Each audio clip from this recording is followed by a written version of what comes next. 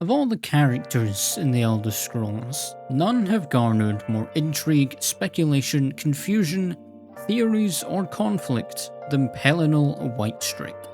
Except maybe Tiber Septim, but we'll get to that another time.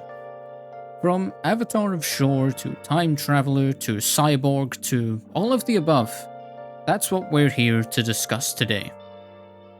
The earliest accounts of Pelinal in the Merethic era, as seen in the Book Before the Ages of Man, paint a picture of a warrior and leader without purpose or direction. It was said that Pelinal in totality conquered all of Tamriel, just never all at once, as he would lead various armies to take over various lands under various names, leaving when he was finished with one and starting again. One of the defining aspects of Pelinal was his hatred of the elven races, so much so that in one of his furious bloodlusts, he slaughtered scores of Khajiit in Elsewhere, mistaking them for elves. This slaughter was so fearsome that Akatosh, the god of time himself, directly intervened, apparently shouting Pelinal out of Elsewhere. However, this changed when Pelinal came across Alicia, an Edic woman who had escaped the slavery of the elven Aelids and was leading a rebellion against them. Pelinal would arrive at the camp of Alicia with Morahouse, the winged bull son of Kain and apparent nephew of Pelinal. Pelinal would also refer to himself as an Ada, or demigod, though seemed to despise any talk of it. In the Song of Pelinal, we learn of a man who, after referencing Pelinal as a Shezarine, an aspect of Shore, or to some Shore himself, the Nordic equivalent to Lorkhan, he was smothered to death by moths. Others associated with this title include Tiber Septim, Wolfarth, and Zurin Arctus, though those three are a story for another time. Nonetheless, as Pelinal's hatred for elves was as strong as ever, and he and Morahouse had already killed several of the Aelid chiefs, they allied themselves with Alicia and became instrumental to the rebellion. Pelinal would go on to defeat many Aelid kings, paving the way for the rebellion to take ground. Unfortunately for the Needs, however, the Meridia-worshipping elves had been granted a champion of their own, Umaril the Unfeathered, another who would claim the title of Ada. Umaril challenged Pelinal, daring him to come do battle. This, as most things seemed to do, sent Pelinal into a rage.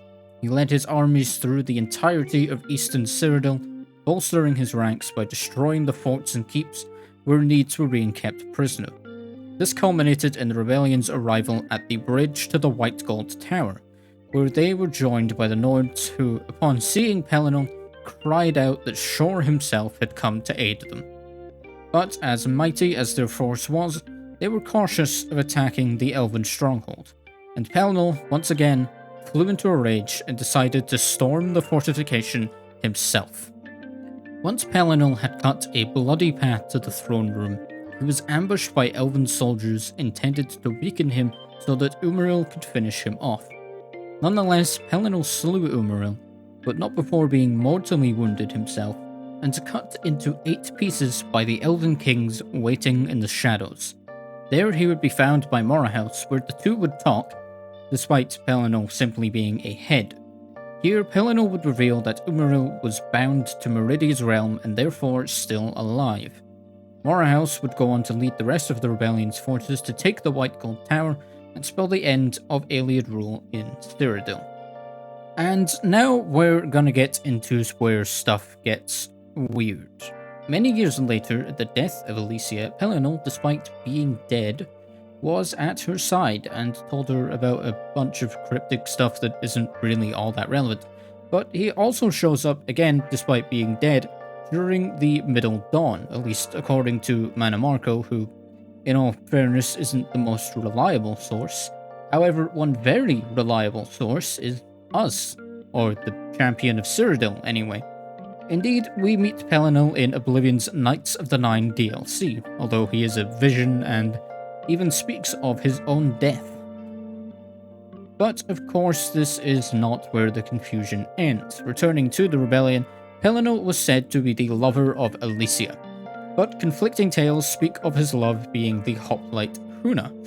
Although, going by the accounts of the Song of Pelinal, this seems to be a paternal love, as Pelinal raised him from a young slave. Either way, Huna was killed and Pelinal went into a rage of madness. His actions were said to be so violent and so foul that offerings had to be made to the gods in order to stop them from abandoning Nirn altogether. But this is not the only thing we learn from Volume 3 of the Song of Pelinal.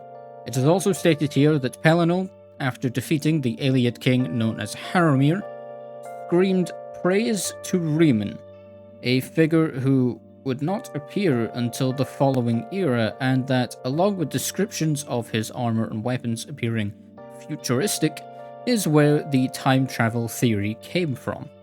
The cyborg theory, on the other hand, comes from the time travel theory combined with text stating that he opened his chest and inside was a giant ruby, a power source or weapon of some kind, it is often theorized.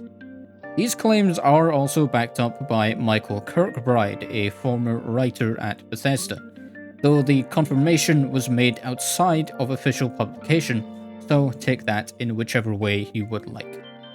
But that is the story and legacy of Pelinal Whitestrake, the Star-Made Knight.